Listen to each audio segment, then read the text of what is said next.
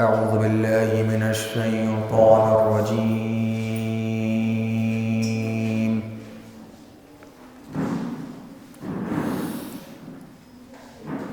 بسم الله الرحمن الرحيم.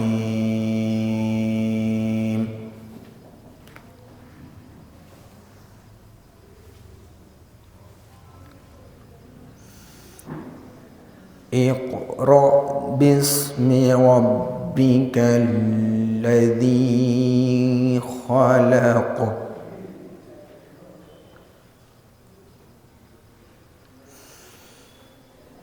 خلق الإنسان من علق.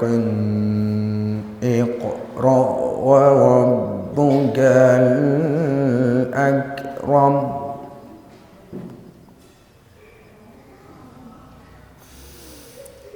الذي علم بالقلم علم الإنسان ما لم يعلم.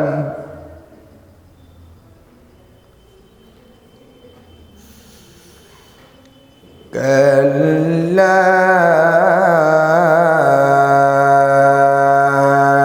إن الإنسان ليطغى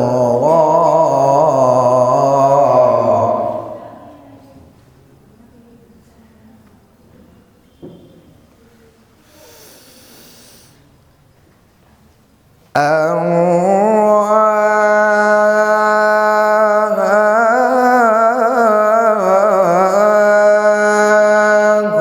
استغنى.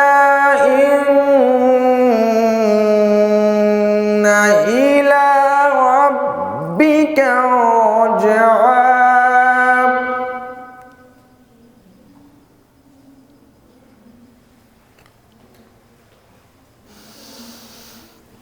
أرأيت الذي ينهى عبدا إذا صلى. أرأيت إن كان على الهدى.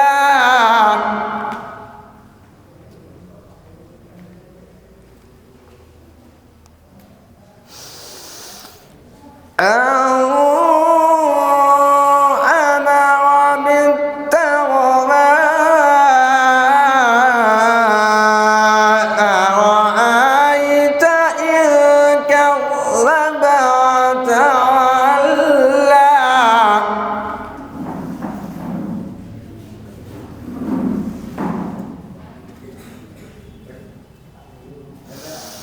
ألم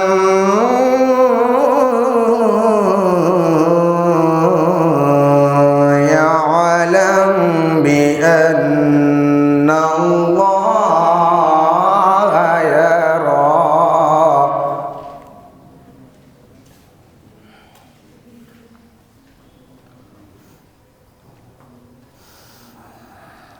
كلا لئن لم ينته لنسفعا بالناصية. ناصية كاذبة خاطئة.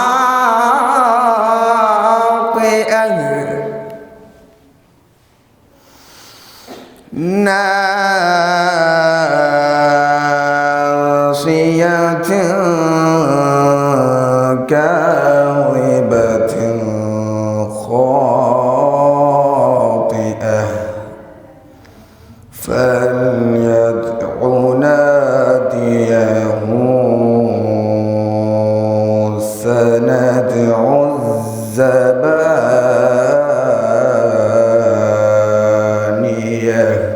صدق الله العلي العظيم. وصدق رسوله النبي الكريم. والحمد لله رب العالمين. اللهم صل على محمد وآل محمد. صلوات محمد وآل محمد. میں درس کا آغاز بہرحال کلام خدا سے ہو چکا ہے. آج کا یہ پہلا درس انشاءاللہ استاد محترم علی جناب مولانا ارشد حسین صاحب قبلہ بتائیں گے، درس دیں گے کہ قرآن کی اہمیت کیا ہے، قرآن کی تعلیمات پہ آج درس دیں گے انشاءاللہ. میں معتبانہ التماس کرتا ہوں علی جناب مولانا استاد محترم ارشد حسین صاحب سے کہ وہ اپنے بہترین درس میں دلوں کو منور فرمائے. بر محمد والے محمد سے استقبال کرے آواز رہا. الشیطان الرجیم. بسم اللہ الرحمن الرحیم. وبہ نستعین انہ خیر ناصر و معین وصلی اللہ علی محمد وآلہ الطیبین الطاہرین. اللہم صلی علی محمد وآل محمد وعجل فرجہم. صلوات لگ رہا ہے آپ لوگ ابھی روزہ افطار نہیں کیا ہے آپ لوگوں نے، شاید کر لیا افطار؟ روزہ مطلب افطار کر کے آئے ہیں آپ لوگ؟ ہاں روزہ کھول کے آئے ہیں تو ابھی صلوات میں وہ جوش نہیں دکھائی دے رہا ہے. اللہم صلی علی محمد وآل. عام طور پہ جب ہم کلاس لیتے ہیں بچے بہت شور کرتے ہیں. بچوں کا ایک طریقہ ہے کہ کلاس میں خاموش نہیں بیٹھتے، لیکن جب صلوات پڑھی جاتی ہے تو صلوات میں بھی وہ جوش دکھائی دینا چاہیے. بچے جو آگے بیٹھے ہوئے ذرا کس کے صلوات بھیجیں اپنی طریقے جیسے شور کرتے ہیں کلاس میں. اللہم صلی علی محمد وآل محمد وعجل فرجہم. ایک داستان ہم نے سنی تھی، ابھی بہت آپ لوگوں نے بھی سنی ہوگی، کہ ایک نانی تھیں، وہ اپنے پیسے جو ہیں وہ قرآن میں رکھتی تھیں. تو کسی نے ان سے پوچھا کہ قرآن شریف میں آپ پیسے کیوں رکھتی ہیں؟ تو کہہ لیں گے سب سے محفوظ جگہ یہی ہے. کیوں؟ کہا کہ کیونکہ کسی کو اس کتاب سے کوئی سروکار ہے ہی نہیں. قرآن شریف طاق میں رکھا ہوا ہے، لوگ سب کتابیں اور سب گھر کے سامان چھوتے ہیں لیکن اس کتاب کو کوئی چھوتا ہی نہیں، لہٰذا ہم اس میں پیسے اپنے رکھتے ہیں. ہم کو معلوم ہے کہ نہ اس کو کوئی چھوئے گا اور نہ ہمارے پیسے کوئی لے جائے گا.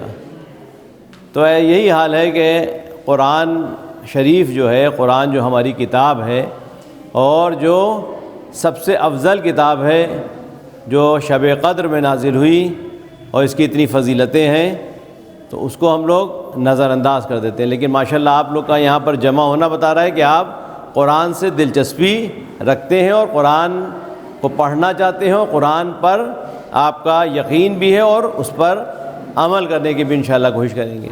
تو آئیے آج ہم اس سے قبل کے قرآن کے سوروں کا آغاز کریں.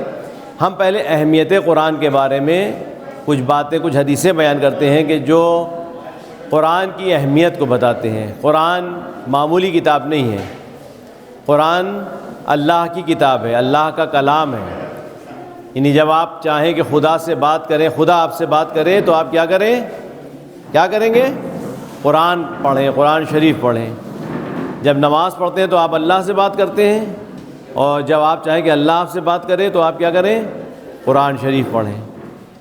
حضور سرور کائنات محمد مصطفیٰ صلی اللہ علیہ وآلہ وسلم کی اللہم صلی علی محمد وآل محمد وعجل حدیث ہے جس میں آپ فرماتے ہیں. اچھا آپ لوگ کتنے لوگ قرآن پڑھتے ہیں اپنے گھر میں؟ ماشاءاللہ بہت اچھا. اور پڑھا کریے قرآن، جتنا ہو سکے قرآن پر توجہ دیے، پڑھیے. کیونکہ قرآن جہاں پڑھا جاتا ہے، جس گھر میں قرآن پڑھا، بس ہاتھ نیچے کر لیے، جس گھر میں قرآن پڑھا جاتا ہے اس کو فرشتے کس نگاہ سے دیکھتے ہیں؟ کوئی بتا سکتا ہے فرشتے اس گھر کو کیسا دیکھتے ہیں جس گھر میں قرآن پڑھا جاتا ہے؟ کون بتائے گا؟ حدیث میں آیا ہے کہ جب قرآن پڑھا جاتا ہے جس گھر میں تو فرشتے اس گھر کو کیسا دیکھتے ہیں؟ جی کوئی بتائے گا کس طرح سے فرشتوں کو دکھائی دیتا ہے وہ گھر؟ جی کون بتائے گا؟ آپ بتائیں گے؟ وہ گھر فرشتوں کو ستارے کی طرح چمکتا ہوا دکھائی دیتا ہے. جیسے ہم لوگ ستاروں کو دیکھتے ہیں جگمگا رہے ہیں، تو جس گھر میں قرآن کی تلاوت ہوتی ہے وہ گھر جو ہے فرشتوں کو لگتا ہے کہ ستارہ چمک رہا ہے. تو ہم لوگ جب قرآن کی تلاوت کرتے ہیں تو ہمارا گھر بھی جگمگاتا ہے ستارے کی طرح. حضور سرور کائنات کی حدیث ہے آپ فرماتے ہیں خیرکم من تعلم القرآن وعلمہ. خیرکم، میں یہاں پہ لکھ رہا ہوں لیکن بول رہا ہوں تاکہ آپ لوگ کو اس کا ترجمہ میں بول دوں گا تاکہ آپ لوگ اگر لکھنا چاہیں تو لکھ لیں. خیرکم من تعلم القرآن، من تعلم القرآن وعلمہ. تم میں بہتر لوگ وہ ہیں، یعنی محمد مصطفیٰ صلی اللہ علیہ وآلہ وسلم ارشاد فرما رہے ہیں اللہم صلی اللہ محمد وآل محمد، کہ ہماری امت کے بہترین لوگ وہ ہیں کہ جو قرآن، من تعلم القرآن، جو قرآن سیکھے، وعلمہ، اور وہ دوسروں کو سکھائے. یعنی دونوں فائدے میں ہیں، جو سیکھ رہا ہے وہ بھی فائدے میں ہے اور جو سکھا رہا ہے وہ بھی فائدے میں. اب اس کا ترجمہ اگر لکھنا چاہیں تو آپ ترجمہ لکھ لیجئے. تم میں سب سے بہتر اور سب سے اچھے لوگ وہ ہیں، یعنی ہماری امت کے بہترین لوگ وہ ہیں جو قرآن سیکھتے ہیں اور سکھاتے ہیں. اب یہاں پر کچھ حدیثیں ہیں جو قرآن کی اہمیت کو بتاتے ہیں تاکہ ہمارے اندر اور شوق پیدا ہو. اگر ہم کہیں کہ اس میں جیسے کوئی یہ کام کریے تو آپ کو انعام ملے گا، اور اس کمپٹیشن میں آپ بیٹھیے تو آپ کو فلاں انعام ملے گا، تو اور شوق بڑھ جاتا ہے نا. جب ہم حدیثیں جو بیان کی گئی ہیں قرآن کے سلسلے میں، ایسے تو ہم کو معمولی کتاب لگتی ہے، لیکن جب وہ حدیثیں ہم پڑھتے ہیں ائمہ معصومین کی، اور رسول خدا نے جو فرمایا ہے، معصومین نے جو فرمایا ہے، علماء نے جو فرمایا ہے قرآن کے بارے میں، تو ہمارا شوق اور بڑھ جاتا ہے کہ یہ معمولی کتاب نہیں ہے.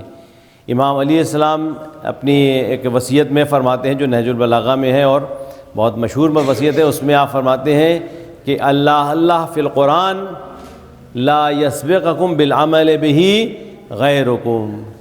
اپنے بیٹے حسن حسین سے وصیت فرما رہے ہیں. یہ وصیت نامہ جو امام علیہ السلام کا ہے اس میں یہ فقرہ ہے کہ اللہ فی القرآن، دیکھو قرآن سے غفلت نہ برتنا، قرآن پر عمل کرنا، قرآن کو دیکھتے رہنا، قرآن سے غافل نہ ہونا. کیوں؟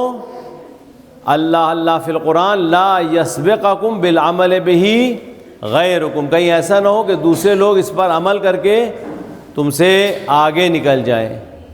اس کا مطلب کیا؟ کون سمجھا اس کا مطلب؟ امام کیا فرمانا چاہ رہے ہیں؟ کہیں ایسا نہ ہو کہ دوسرے لوگ اس پر عمل کر کے تم سے آگے نکل جائیں. اس کا کیا مطلب ہوا؟ کوئی بتائے گا؟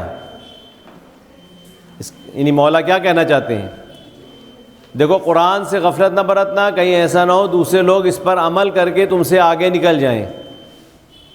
یعنی کون بتائے گا اس کا؟ کوئی کیا سمجھے اس وصیت نامے سے؟ احسن تم جی جی بہت اچھا. ایک سلوات پڑھیے ان کے جواب کے لیے. اللہم صلی علی محمد وعلی محمد. کہ قرآن جو ہے ہم کو پیچھے نہیں لے جاتا ہے. ہم یہ نہ سوچیں کہ قرآن پڑھیں گے تو ہم پیچھے چلے جائیں گے اور زمانے سے پیچھے رہ جائیں گے. امام خمینی علیہ الرحمہ، ان سے لوگوں نے کہا کہ آپ جو انقلاب لائے ہیں تو آپ تو ایران کو اور پیچھے لے جا رہے ہیں.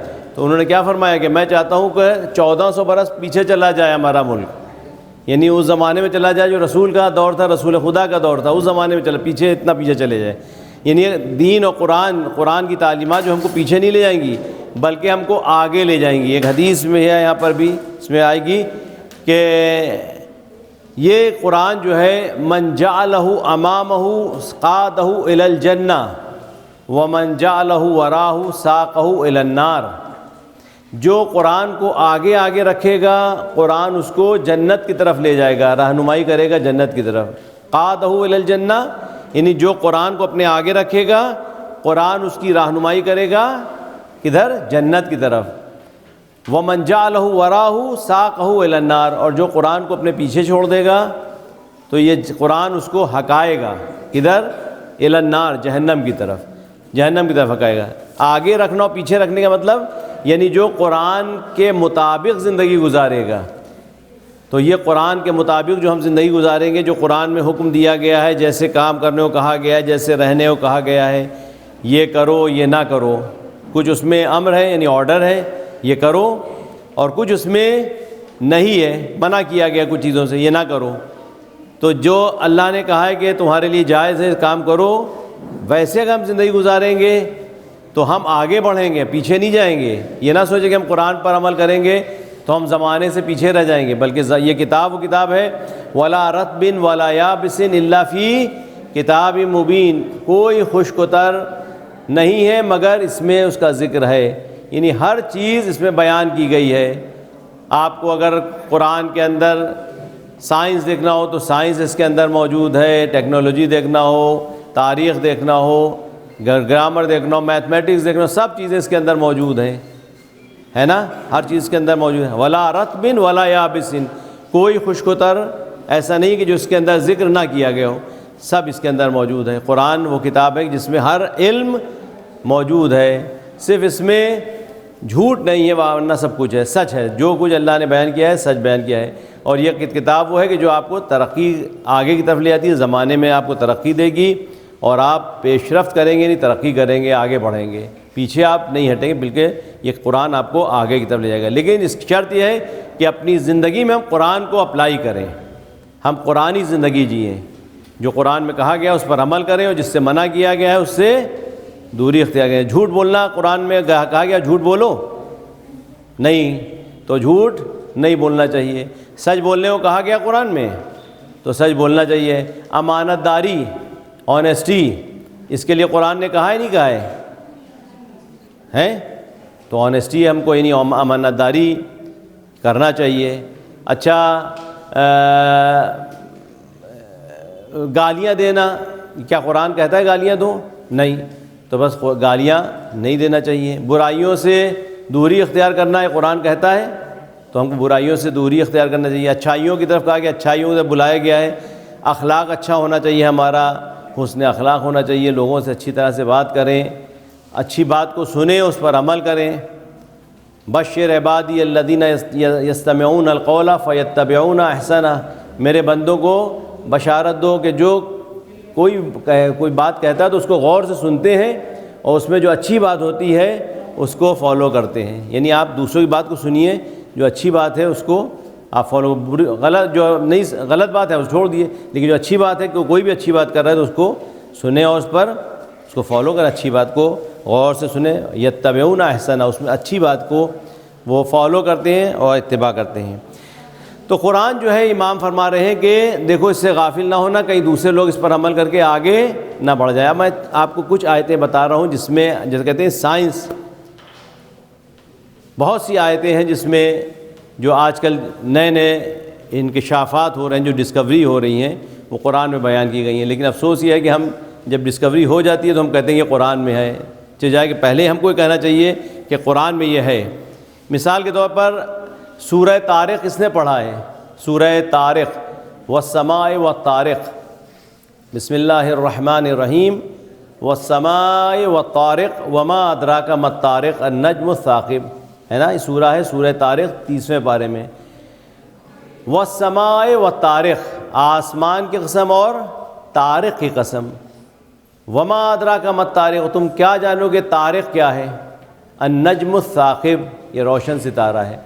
اب دیکھیے یہ طارق عربی زبان میں طارق طرق الباب یعنی دروازہ کھٹکھٹانا، طرق الباب کہتے ہیں دروازہ کھٹکھٹانا، توئے رے قاف طرق الباب، کھٹ کھٹ کی آواز آتی ہے جب آپ دروازہ کھٹکھٹاتے ہیں، کیا ہوتا ہے؟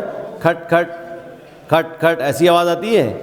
اب دیکھ قرآن 1400 برس کہہ رہا ہے کہ والسماء والطارق، آسمان کی قسم اور طارق کی قسم، اور تم کیا جانو کہ طارق کیا ہے؟ آپ کو معلوم ہے طارق کیا ہے؟ اس کے بعد والی آیت کہتی ہے النجم الثاقب، یہ روشن ستارہ ہے۔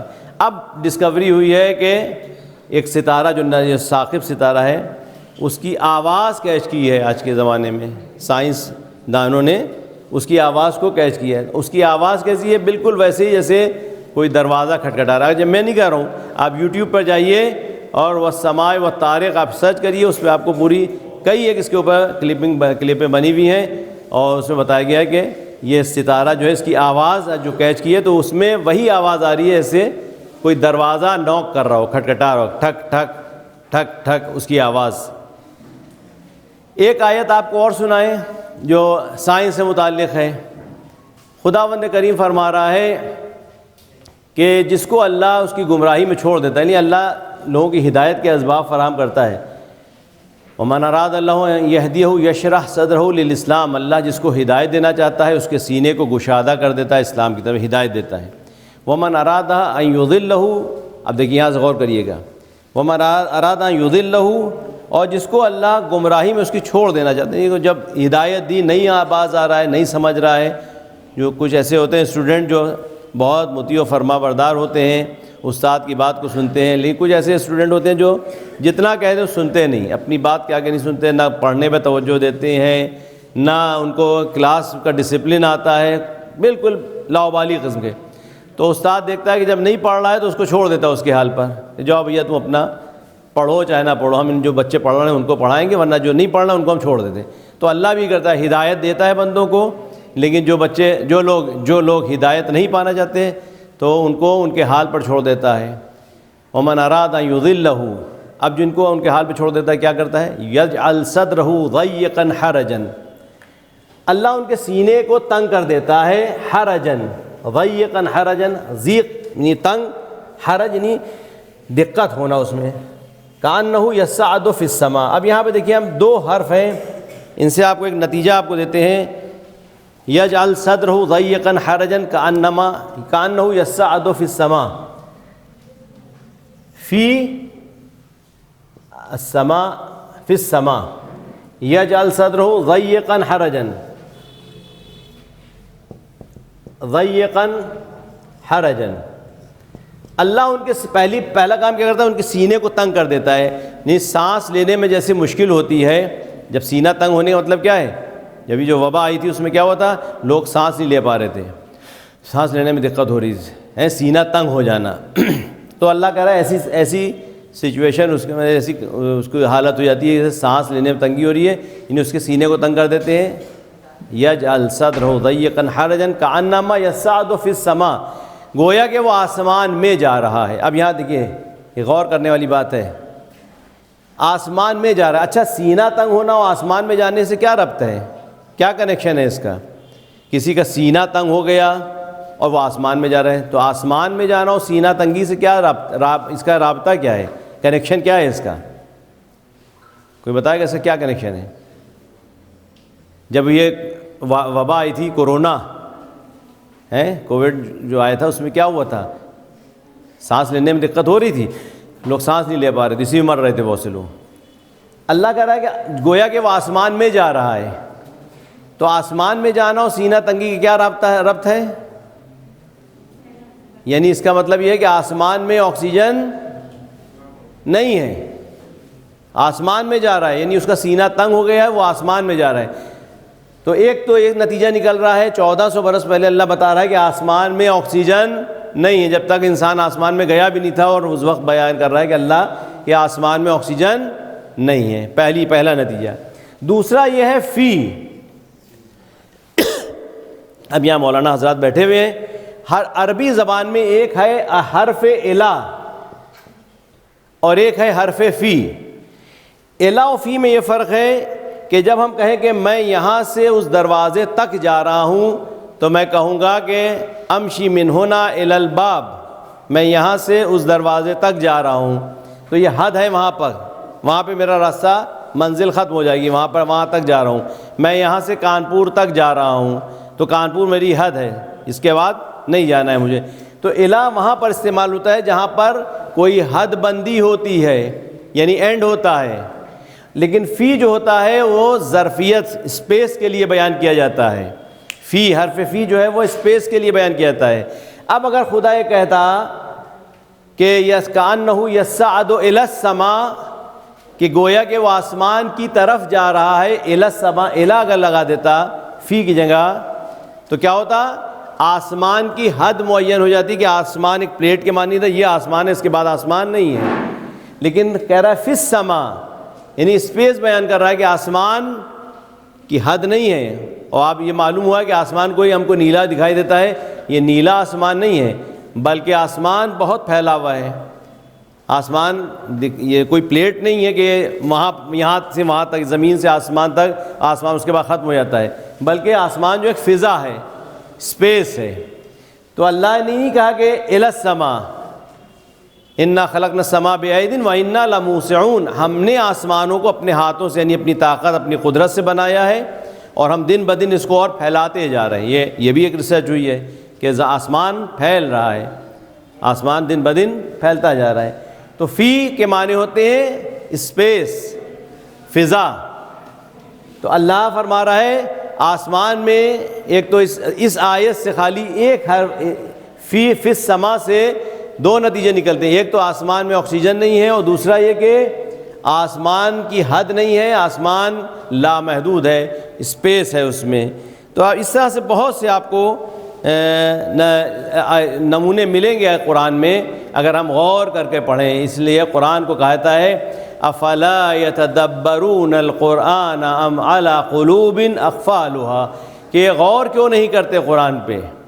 قرآن پڑھنے کی کتاب خالی نہیں ہے، قرآن ماہ مبارک رمضان ہے، اور اس میں ہم کو قرآن زیادہ سے زیادہ پڑھنا چاہیے، لیکن زیادہ پڑھنے کے ساتھ ساتھ غور و فکر بھی کرنا چاہیے۔ تھوڑا وقت نکال کر ہم کو قرآن کو سامنے رکھ کے اس پہ غور و فکر کریں کہ قرآن ہم سے، کیونکہ مولا فرمانا ہے کہ اس میں کہیں ایسا نہ ہو دوسرے لوگ آگے بڑھ جائیں، ترقی کر جاؤ، تم جو ہو رہ جاؤ پیچھے۔ تو قرآن میں سارا علم موجود ہے، آپ علم کو تلاشیے، اس میں مل جائے گا آپ کو علم، اس میں آپ کو علوم خزانہ ہے علوم کا۔ اب یہاں پر چند روایتیں ہیں جو قرآن کی فضیلت کے بارے میں ہیں۔ پہلی روایت ہے کہ قال امیر المومنین علی بن ابی طالب، امام علی علیہ السلام آپ فرماتے ہیں کہ ہوا کتاب اللہ فیہ تفصیل کل شیء لا یاتیہ الباطل من بین یدیہ ولا من خلفہ۔ یہ کتاب قرآن جو ہے، قرآن شریف، یہ وہ کتاب ہے کہ جس میں ہر چیز کی تفصیل بیان کی گئی ہے، یعنی ہر چیز ایکسپلین کی گئی ہے، پوری وضاحت کے ساتھ بیان کی گئی ہے۔ یہ اللہ کی کتاب ہے جس میں ہر چیز کی تفصیل ہے، اس میں باطل نہ سامنے سے آ سکتا ہے نہ پیچھے سے آ سکتا ہے، یعنی اس میں باطل کا کوئی شائبہ نہیں ہے، بالکل پیور کتاب ہے، اللہ کا کلام ہے، اس میں کوئی باطل کا گزر اس میں نہیں ہے، سب اچھی باتیں سچ باتیں ہیں۔ صادق مصدق، یہ کتاب صادق سچی بھی ہے اور تصدیق شدہ ہے۔ امام علیہ السلام سے پوچھا گیا قرآن میں کوئی ایسی چیز ہے کہ جو نہیں ہے؟ تو امام نے فرمایا کہ ہاں ایک چیز ہے جو نہیں ہے۔ کیا؟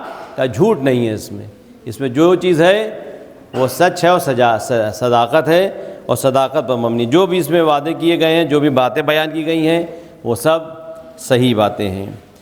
دوسری حدیث ہے قرآن اللہ کا عہد ہے، وعدہ ہے، یعنی اللہ نے ہم سے وعدہ کیا ہے، عہد لیا ہے۔ تو اب ہم کو چاہیے کہ اپنے ہم نے آپ سے ایک عہد لیا ہے، پیکٹ کیا، اور آپ سے ہم نے ایک عہد نامہ ہم نے سگنیچر کیا، آپ کو دیا، آپ سے وعدہ کیا، تو اب آپ اس وعدے کو اپنے پاس محفوظ رکھیں گے نہیں رکھیں گے کہ کہیں ایسا نہ ہو مس ہو جائے تو بعد میں ہم کیا لے گئے؟ اللہ نے ہم سے وعدہ کیا ہے، یہ عہد نامہ ہے ہمارے خدا کے درمیان، تو ہمیں چاہیے کہ ہم روز اس کو پڑھیں، کم سے کم 40 آیتیں یا 50 آیتیں ہیں، کچھ روایتوں میں 40 ہیں، کچھ 50 آیتیں، روزانہ اپنا ایک روٹین بنا لیے کہ ہم کو اتنی آیتیں روز پڑھنا ہے۔ نہیں ہو سکا تو کوئی حرج نہیں ہے کہ آپ 50 ہی پڑھیے، جتنا ہو سکے، فقرؤ ما تیسر منہ، جتنا بھی ہو سکے اتنا قرآن کو روز اپنے ایک روٹین میں شامل کر لیے، اپنا ایک جب صبح سے لے کے شام تک کا کیا بنا لیے، ایک روٹین بنائیے، اپنا ایک طریقہ زندگی کا۔ ایسے نہ ہو کہ ہم صبح اٹھے ہو شام ہو گئی عمر یوں ہی تمام ہو گئی، یہ نہ ہو، بلکہ ہم کو صبح کیا کرنا ہے، نماز شب پڑھنا ہے، نماز صبح پڑھنا ہے وقت سے، اس کے بعد تھوڑی دیر بیٹھ کر قرآن کی تلاوت کرنا ہے، اور باقی جو ہماری زندگی ایکسرسائز ہے، اور پھر اس کے بعد جو آپ اسکول جانے کی تیاری کرتے ہیں یا اپنے دفتر جانے کی تیاری کرتے ہیں، ایک اپنا روٹین طے کریے، اپنا ایک نظم بنائیے زندگی کا۔ منظم ہونا ضروری ہے ہماری زندگی میں، بے نظم زندگی نہ ہونا چاہیے۔ جب ہم تیر مار رہے ہیں کسی ٹارگٹ پہ، تو جب تک ٹارگٹ معین نہ ہو تو اس کو آپ ہم کو اپنا ہدف ایک معین کریے کہ ہم کو کیا بننا ہے آگے جا کر، کیا ہم کو زندگی کا اپنا ایم ہم کیا لے کے چل رہے ہیں، اسی اعتبار سے اپنی تیاری آپ کریے۔ تو اپنی زندگی میں سب سے پہلے نظم ضروری ہے، ڈسپلن ضروری ہے، اور یہ ڈسپلن ہم نہیں کہہ رہے ہیں، یہ بھی مولا کی اسی وصیت میں ہے۔ اللہ امام فرماتے ہیں وَنَظْمِ أَمْرِكُمْ، شروعات میں یہاں فرماتے ہیں وَنَظْمِ أَمْرِكُمْ، اپنے امور کو منظم کرو، یعنی ڈسپلن اپنے اندر پیدا کرو۔ یہ امام کی وصیت ہے۔ کس کی وصیت ہے؟ کون سے امام کی وصیت ہے؟ امام علی علیہ السلام کی وصیت ہے، تو وصیت پر عمل کرنا جن کو وصیت کی جا رہی واجب ہے نہیں واجب ہے؟ تو پھر ہم ہی لوگ سے تو وصیت کر رہے ہیں، ڈائریکٹ تو امام حسن امام حسین سے وصیت کر رہے ہیں، لیکن وہ اصل میں ہم سے خطاب کر رہے ہیں کہ ہم علی کے چاہنے والے ہیں، علی کو ماننے والے ہیں، اہل بیت امیر المومنین اسلام کے معتقد ہیں، ان کے امامت پر ایمان رکھتے ہیں، تو ہمیں چاہیے کہ جو وہ کہہ رہے ہیں اس پر عمل کریں۔ تو اپنی کوشش کریں کہ اپنی زندگی میں نظم پیدا کریں اور ڈسپلن پیدا کریں۔ صبح کتنے بجے اٹھنا ہے، ایک روٹین ہونا چاہیے، رات بھر جاگیں نہیں، وقت پر سوئیں، وقت پر جاگیں اور وقت سے کھانا کھائیں، ہر چیز کا وقت، اپنے وقت کے اوپر ہر کام کو انجام دیں، اور جب وہ کام کر رہے ہوں تو فوکس ہمارا اسی کام پر ہونا چاہیے۔ جو کام کر رہے ہیں، اگر آپ کو کامیابی حاصل کرنا ہے تو جو کام آپ کر رہے ہیں اس پر فوکس کریے۔ اگر گیمز کھیل رہے ہیں تو پھر سارا دھیان کس پہ ہو؟ گیم پہ ہو، پھر کھانے پہ یا کتابوں پہ نہ ہو۔ جب پڑھ رہے ہوں تو سارا فوکس کس پہ ہو؟ پڑھائی پر ہو۔ جب کھانا کھا رہے ہوں تو سارا فوکس، یہ نہیں کہ کھانا بھی کھا رہے ہو ٹی وی بھی دیکھ رہے ہیں، یہ نہیں ہونا چاہیے۔ کھانا بھی کھا رہے ہو کتاب بھی پڑھ رہے ہیں، جب کھانا کھا رہے ہیں تو کھانا کھائیے، جب عبادت کر رہے ہوں تو سارا فوکس عبادت پہ ہونا چاہیے۔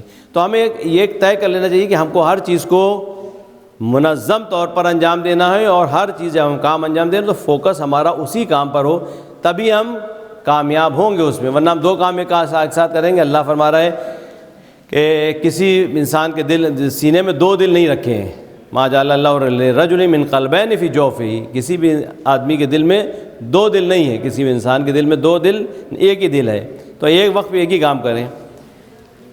ہاں کبھی کبھی ہم دو کام کر لیتے ہیں، جیسے آپ ایکسرسائز کر رہے ہیں، واک کر رہے ہیں، اور ساتھ میں آپ تسبیح پڑھتے جا رہے ہیں، کوئی سورہ بھی یاد کرتے ہیں، تو دو کام اس طرح سے آپ کر سکتے ہیں، اچھے کاموں میں گنجائش رہتی ہے۔ خیر، تو یہ ایک روایت، اور دوسری روایت ہے آپ فرماتے ہیں قال الامام علی علیہ السلام وَاعْلَمُوا أَنَّهُ، کہ جان لو یہ، یعنی کتاب خدا قرآن جو ہے، لَيْسَ عَلَىٰ أَحَدٍ بَعْدَ الْقُرْآنِ مِنْ فَاقَةٍ، جو بھی اس قرآن سے متمسک ہوا تو قرآن کا وعدہ ہے کہ ابھی وہ کوئی فاقے سے نہیں رہے گا، یعنی غریب و فقیر نہیں رہے گا۔ وَلَا لِأَحَدٍ قَبْلَ الْقُرْآنِ مِنْ غِنًى، اور کوئی کہے کہ ہم قرآن نہیں رکھتے، ہم غنی ہیں، ثروت مند ہیں، تو وہ جھوٹ بول رہا ہے۔ قرآن کے بغیر کوئی غنا، کوئی ثروت مندی نہیں ہے، بے نیازی نہیں ہے۔ انسان جس کے پاس قرآن ہے اس کے پاس سب کچھ ہے، اور جس پاس قرآن نہیں تو کچھ نہیں ہے۔ جیسے مولا حسین علیہ السلام کا جملہ ہے، دعائے عرفہ میں دعا کا فقرہ ہے، کیا فرماتے ہیں کہ جس نے تجھے پا لیا اس نے کیا کھو دیا، یعنی اگر انسان دنیاوی اعتبار سے چاہے اس کے پاس کچھ نہ ہو لیکن اللہ ہو تو اس کے پاس سب کچھ ہے، اور جس نے تجھے کھو دیا اس نے کیا پا لیا۔ بہت کروڑ پتی بلینر آدمی ہے لیکن خدا نہیں ہے اس کے پاس، تو اس کے پاس کیا ہے؟ یہ سب جتنا بھی مال دنیا، متاع دنیا قلیل، جو دنیا کا مال ہے سب ختم ہو جانے والا ہے، تو جس کے پاس قرآن ہے اس کے پاس سب کچھ ہے۔ چوتھے امام کی حدیث ہے، آپ فرماتے ہیں کہ اگر میرے پاس قرآن ہے اور کوئی نہیں ہے دنیا میں، بالکل میں اکیلا تنہا ہوں، تو مجھے کوئی گھبراہٹ نہیں ہوگی۔ یہ ناطق و قرآن سید سجاد بہرحال یہ سب قرآن اور یہ دونوں ہم پلنا ہے، تو آپ فرماتے ہیں قرآن سے انسیت ہے۔ قرآن اگر ہمارے پاس ہے تو ہم کوئی بھی نہ ہو تو ہمیں کوئی گھبراہٹ وحشت نہیں ہوگی۔ اچھا، اس کے بعد ایک اور حدیث ہے، قال رسول اللہ صلی اللہ علیہ وآلہ وسلم اذا التبست علیکم الفتن، اگر فتنہ اور فساد برپا ہو جائے، کاقطع اللیل المظلم فعلیکم بالقرآن، اگر مشکلات مصیبتیں ہر طرف سے گھیرے ہوئے ہیں تو فعلیکم بالقرآن، ہم قرآن سے متمسک ہو، قرآن سے ہم انسیت پیدا کریں، یعنی کہ قرآن پڑھیں دل کو سکون ملے گا، قرآن سے ہم کو انسیت ہونا چاہیے۔ اس کے بعد آپ ایک اور حدیث ہے، کیونکہ اہمیت قرآن کے سلسلے میں تو میں حدیثیں بیان کروں، انشاءاللہ بعد میں کل قرآن کے سوروں کے اوپر آئیں گے، تو ابھی فی الحال جو اہمیت قرآن کے سلسلے میں ہے کہ جو شخص قرآن کو یاد کرے اور اس پر عمل کرے، دیکھیے عمل کرنا ضروری ہے۔ بہت سے ایسے سورے ہیں کہ جن کو پڑھنے سے مثلاً سورہ واقعہ پڑھو، بعد از نماز مغرب و عشاء کا سورہ واقعہ پڑھے گا کوئی، تو اس کو فقیری اور فاقہ سے وہ دور ہو جائے گا، فاقہ کا نہیں رہے گا، اس کی زندگی میں غربت ختم ہو جائے گی۔ لیکن یہ خالی پڑھنا کافی نہیں ہے، اس کے اندر معنی بھی موجود ہے، اس پہ غور کریں کیا ہے اس کے اندر راز جس سے ہماری فقیری دور ہو جاتی ہے۔ سورہ مزمل جو پڑھے گا تو اللہ اس کو رات میں جو سورہ مزمل پڑھ کے سوئے گا تو اس کو اللہ جو ہے طیب و طاہر پاکیزہ زندگی عطا کرے گا۔ کیا ہے آخر سورہ مزمل میں کہ جس سے ہماری زندگی پاک و پاکیزہ میں جاتی ہے؟ محض پڑھ لینا کافی ہے؟ نہیں، خالی پڑھنا نہیں، پڑھنے کے لیے دعوت دی جا رہی ہے کہ جو پڑھے گا اس کو طیب و طاہر زندگی دے گا۔ اب آج ایک بار پڑھا، دو بار پڑھا، تین بار پڑھا، تیسرے چوتھے، کبھی نہ کبھی تو ہم متوجہ ہوں گے کہ اس میں ہے کیا جو ہم پڑھ رہے ہیں۔ یہ اصل یہ ہے کہ ہم کو بلایا گیا ہے کہ آج نہیں تو کل اس کو پڑھو، پڑھ کے تم اس کا ترجمہ اور اس کے بارے میں پڑھو گے تب سمجھ میں آئے کہ اس میں کیا لکھا ہے۔ قم اللیل الا قلیلا نصفہ او انقص منہ قلیلا وزد علیہ ورتل القرآن ترتیلا۔ نماز شب پڑھو، قرآن کی تلاوت کرو۔ اب کوئی بندہ اگر نماز شب پڑھ رہا ہے تو نماز شب کا بہت ثواب رکھا گیا ہے، یعنی اتنا ثواب ہے کہ کہا جاتا ہے کہ اگر دنیا چاہتے ہو تو نماز شب پڑھو اور آخرت چاہتے ہو تو نماز شب پڑھو۔ آیت اللہ بہجت اللہ ان کی روح کو شاد و آباد رکھے کہتے ہیں کہ اس کا ایک عیب یہ ہے، نہیں ان کی نگاہ میں، وہ بہرحال وہ بہت پہنچے ہوئے عالم تھے، وہ کہتے ہیں کہ اس کا عیب یہ ہے کہ اس سے دنیا بھی حاصل ہو جاتی ہے۔ یہ لوگ سب دنیا کو اپنی ٹھوکروں پہ رکھتے تھے، امیر المومنین کے چاہنے والے، ان کے لیے دنیا کی کوئی حیثیت نہیں ہوتی ہے۔ دنیا کے لیے نہ رشتے کوئی توڑتا ہے اور نہ ہی عداوتیں کرتا ہے۔ یہ لوگ وہ لوگ ہیں کہ جو دنیا کو اپنی ٹھوکروں پہ رکھتے ہیں کہ دنیا کو لے گیا تو لے جانے دو، دنیا کی خاطر اپنی آپس میں رنجشیں اور عداوتیں نہیں رکھتے۔ جو شخص قرآن کو یاد کرے اور اس پر عمل کرے وہ مکرم یعنی بہت معزز اور نیک فرشتوں کے ساتھ ہوگا، جو قرآن کو پڑھے اور اس پر عمل کرے۔ بے شک یہ قرآن اللہ کا دسترخوان ہے۔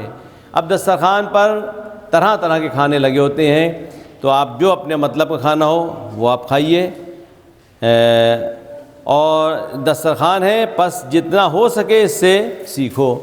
اب یہ نہ سمجھیں گے ہم کہ دسترخوان ہے تو چلو ہم نے اگر دسترخوان پہ سے ہم نے کھیر کھا لی تو ابھی ہم دوسرا جو ہے وہ بریانی چھوڑ دی، ہم نہیں کھا رہے ہیں۔ قرآن میں جو بھی بیان کیا گیا ہے ہمارے مطلب کی چیز ہے، ہر چیز ہے جو ہماری بیماری ہے اس سے ہم قرآن سے شفا حاصل کریں۔ یعنی قرآن پورا کا پورا ہم کو عمل کرنا ہے، لیکن فی الحال جو ہماری مثلا بیماری، ہم غیبت بہت کرتے ہیں، تو اب قرآن میں آئیے تو ولا یغتب بعضکم بعضا، اب یہاں پر یہ ہمارا کھانا ہے، یعنی یہ بیماری ہماری، یہ رزق ہے، اس کو اللہ کہہ رہا ہے کہ دیکھو غیبت ایک دوسرے کی نہ کرو۔ ہم جھوٹ بہت بولتے ہیں، قرآن نے کہا کہ ولعنۃ اللہ علی الکاذبین، اللہ کی لعنت ہے جھوٹوں پر۔ اب یہ غذا ہماری ہے، یعنی پورے قرآن پہ ہمیں عمل کرنا ہے، لیکن فی الحال دیکھیں ہماری بیماری کون سی ہے، تو جو کھانا ہے مختلف قسم کے کھانے دسترخوان پر لگے ہوئے ہیں، یہ اللہ کا دسترخوان ہے، اس میں سے ہم کو سب جو بھی ہے ہمیں کھا رہے ہیں، جو ہماری بیماری اس کے حساب سے بھی ہم کھائیں، اور جو بھی کھانے ہیں اس میں سب ہمارے لیے رکھے گئے ہیں، ہمارے فائدے کے لیے، جن پورا دسترخوان جو ہے وہ ہمارے فائدے کے لیے ہے۔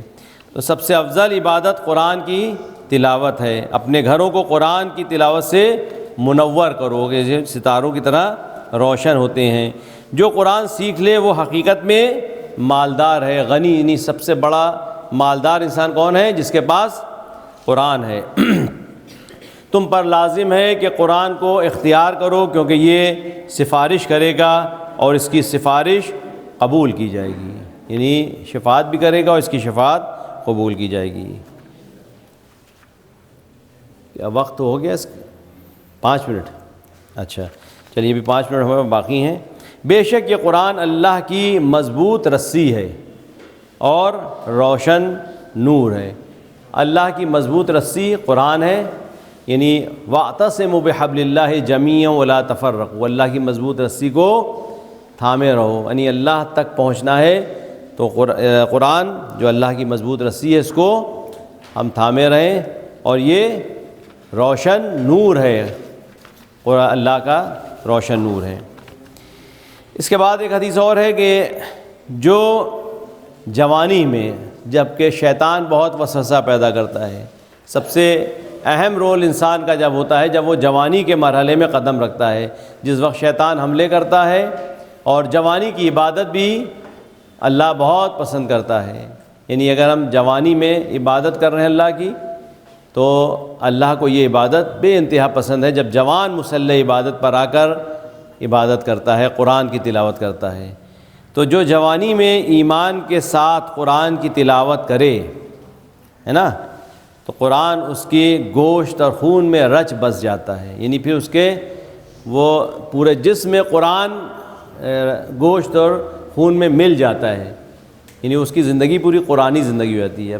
کتنا اچھا ہوگا انسان وہ کہ جو قرآن پڑھ رہا ہے، اور خاص کر اس مرحلے میں جب شیطانی حملے زیادہ ہوتے ہیں، تو جب قرآن پڑھتا ہے تو قرآن اس کے خون اور جسم میں گوشت میں رچ بس جاتا ہے، مکس ہو جاتا ہے۔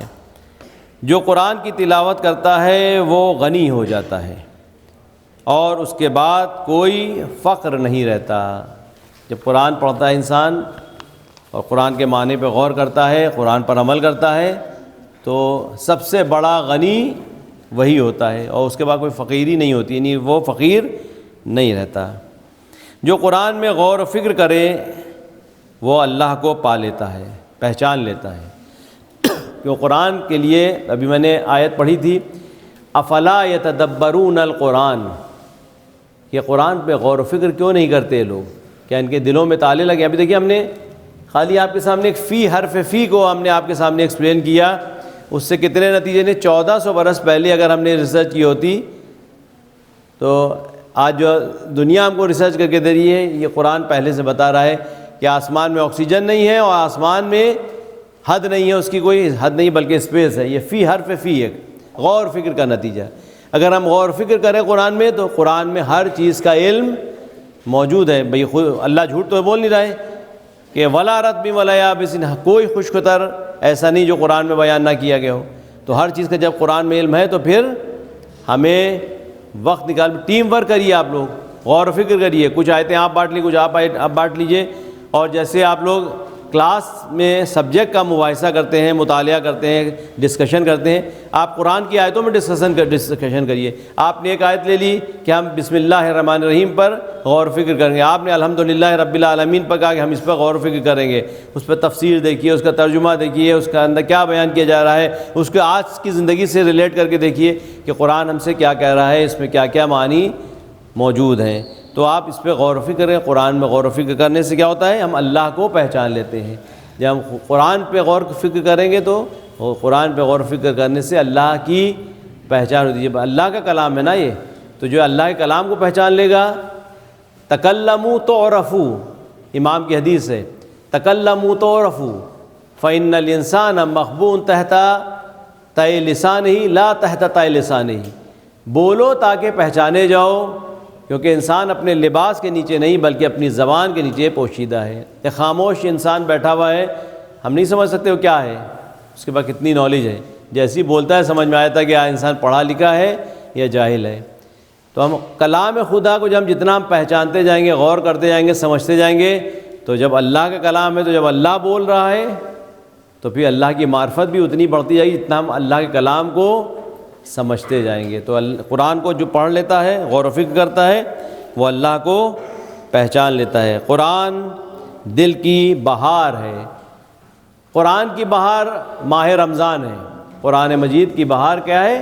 ماہ مبارک رمضان ہے۔ ہر شے کی بہار ہے، قرآن کی بہار ماہ مبارک رمضان ہے۔ لیکن دل کی بہار کیا ہے؟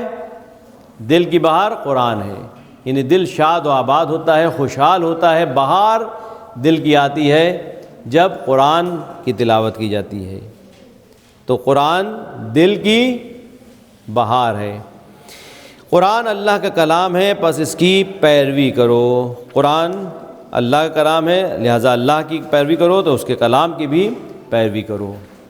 یہاں پہ ہمارا وقت ختم ہوتا ہے۔ اگر کوئی سوال ہو تو آپ لوگ سوال کر سکتے ہیں، جو ہم نے بتایا ہے، اگر اس میں کچھ آپ کو کیوریز ہو یا سوال ہو۔ بسم اللہ۔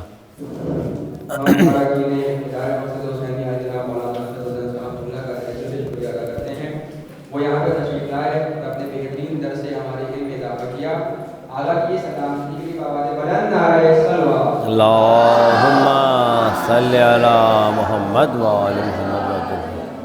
آپ سبھی کے پاس 10 منٹ ہیں، اس کا کوئی بھی کوشچن ہے وہ پوچھ سکتا ہے درس کے حوالے سے۔ اگر لکھ کے ہی پوچھنا چاہیں تو پوچھ سکتے ہیں، لکھ کے دینا چاہتے ہیں تو لکھ کے بھی آپ جو ہے پوچھ سکتے ہیں اپنا سوال۔ اچھا سمجھ میں آیا آپ لوگوں کو جو میں نے بتایا؟ ہاں کوئی بتا سکتا ہے کہ ہم نے جو حدیثیں بتائیں اس میں سے کون سی آپ کو زیادہ پسند آئی یا کون سی آپ کو حدیث نہیں سمجھ میں آئی؟ تو ہم اس کو ایکسپلین کر دیں، یا پھر اگر کوئی اچھی لگی ہو بات، کون سی حدیث آپ کو زیادہ پسند آئی ان بچوں میں سے بتائے کون آپ کے مطلب کی حدیث تھی؟ اچھا ہم نے جو حدیثیں بیان کی وہ کس کے متعلق تھیں، کس سے ریلیٹ کر دی تھی؟ قرآن مجید سے۔ قرآن کس کی کتاب ہے؟ اللہ کی کتاب ہے۔ قرآن میں کتنے سورے ہیں؟ 100۔ اچھا کتنے بسم اللہ ہیں؟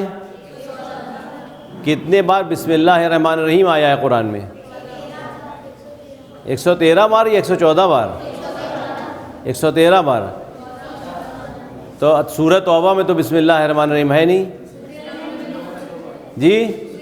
سورہ نمل میں 2 بار آیا ہے، انہو من سلیمان انہو بسم اللہ الرحمن الرحیم۔ احسنتم۔ کسی کا کوئی سوال؟ اچھا سلوات پڑھیں محمد والی محمد، اللہم صلی علی محمد والی محمد۔ ابھی ہمیں گزارش ہے کہ ہمیں پڑھ جائیں اور دعائیں۔ بسم اللہ